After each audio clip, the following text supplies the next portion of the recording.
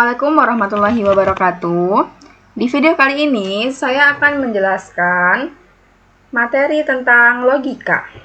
Nah, jadi dalam Kamus Besar Bahasa Indonesia ini telah disebutkan ya teman-teman definisi penalaran, yaitu cara kita berpikir dengan mengembangkan sesuatu berdasarkan akal budi dan bukan dengan perasaan atau pengalaman. Nah, pelajaran logika ini kita fokuskan pada hubungan antara pernyataan-pernyataan atau yang sering kita sebut dengan statement gitu ya teman-teman. Nah, pada bab logika ini, yang pertama kita akan membahas tentang proposisi. Jadi, apa sih proposisi itu?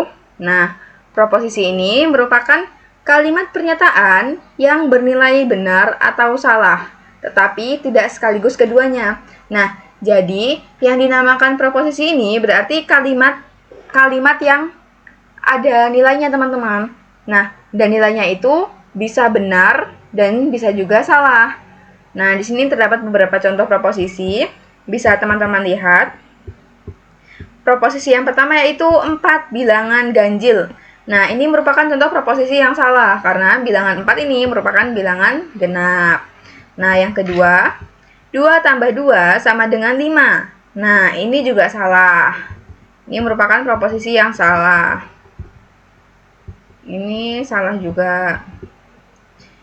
Yang selanjutnya yaitu siapa nama kamu. Nah, siapa nama kamu ini bukan termasuk proposisi ya teman-teman, karena siapa nama kamu ini berupa kalimat pernyataan.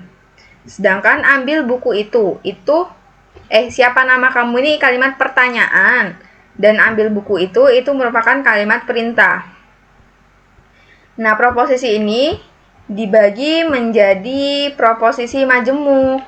Nah, banyak proposisi adalah komposit. Maksudnya apa? Maksudnya, komposisi itu terdiri dari beberapa subproposisi dan berbagai penghubung logika.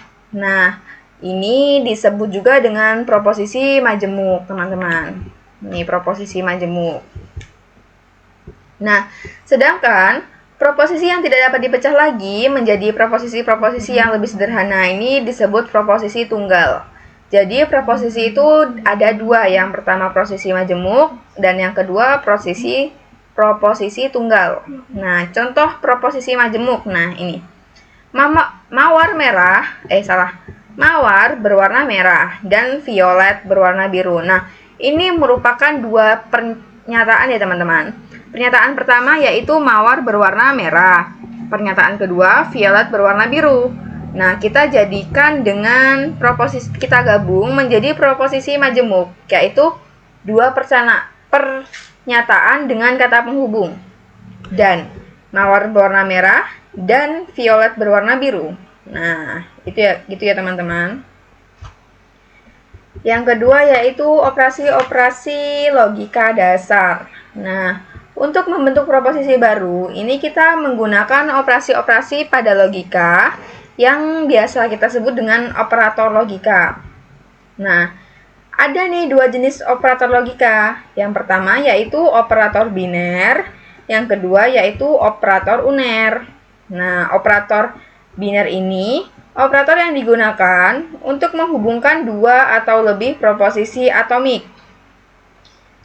Contoh dari operator biner ini yaitu konjungsi dan disjungsi atau implikasi jika dan biimplikasi jika dan hanya jika.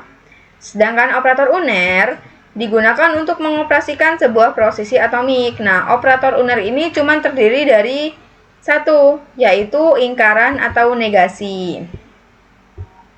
Selanjutnya tabel kebenaran. Nah, nilai kebenaran ini adalah sebuah proposisi majemuk yang ditentukan oleh nilai kebenaran proposisi-proposisi tunggalnya dan operator logika yang menghubungkan proposisi-proposisi tersebut. Sebuah tabel yang berisi nilai kebenaran ini disebut dengan tabel kebenaran. Nah, gambar ini merupakan contoh tabel kebenaran ya teman-teman. Nah, pernyataan pertama, pernyataan kedua, konjungsi, disjungsi, implikasi, biimplikasi, dan negasi. Jika pertanyaan pertama benar, pernyataan kedua benar, maka konjungsinya akan benar. Jika pernyataan pertama benar, pernyataan kedua salah, konjungsinya akan salah. Pernyataan pertama salah, pernyataan kedua benar, konjungsinya akan salah. Dan jika pernyataan pertama salah, pernyataan kedua salah, konjungsinya akan salah. Selanjutnya yaitu tautologi, kontradiksi, dan kontingensi. Tautologi ini merupakan proposisi majemuk yang bagaimanapun kombinasi kebenaran proposisi atomiknya, seluruhnya bernilai benar. Nah, jadi tautologi ini merupakan kombinasi kebenaran yang proposisi atomiknya, semua proposisi atomiknya itu bernilai benar. Sedangkan kontradiksi bernilai salah. Diingat-ingat ya teman-teman, tautologi bernilai benar, kontradiksi bernilai salah. Sedangkan kontingensi adalah proposisi majemuk yang masing-masing kombinasi kebenaran proposisi atomiknya bisa bernilai benar, juga bisa bernilai salah. Gitu ya teman-teman. Selanjutnya yaitu penarikan kesimpulan. Salah satu penerapan logika matematika ini yaitu penarikan kesimpulan ya teman-teman, atau yang biasa kita sebut dengan argumentasi. Argumentasi ini berdasarkan beberapa premis, yaitu pernyataan yang diketahui bernilai benar dengan menggunakan prinsip-prinsip logika, dapat ditemukan kesimpulan dari premis-premis yang diajukan. Nah, penarikan kesimpulan yang bernilai benar ini dinyatakan atau berlaku, yaitu jika semua premisnya benar, maka kesimpulannya juga benar. Nah, di sini ada beberapa prinsip logika. Yang pertama yaitu modus ponens, yang kedua modus tollens, dan yang ketiga silogisme. Yang pertama kita bahas modus ponens. Modus ponens ini argumentasi yang bentuknya dapat dinyatakan seperti ini. Jika P maka Q, maka konklusinya akan Q. Sedangkan modus tollens, jika P maka Q, maka premisnya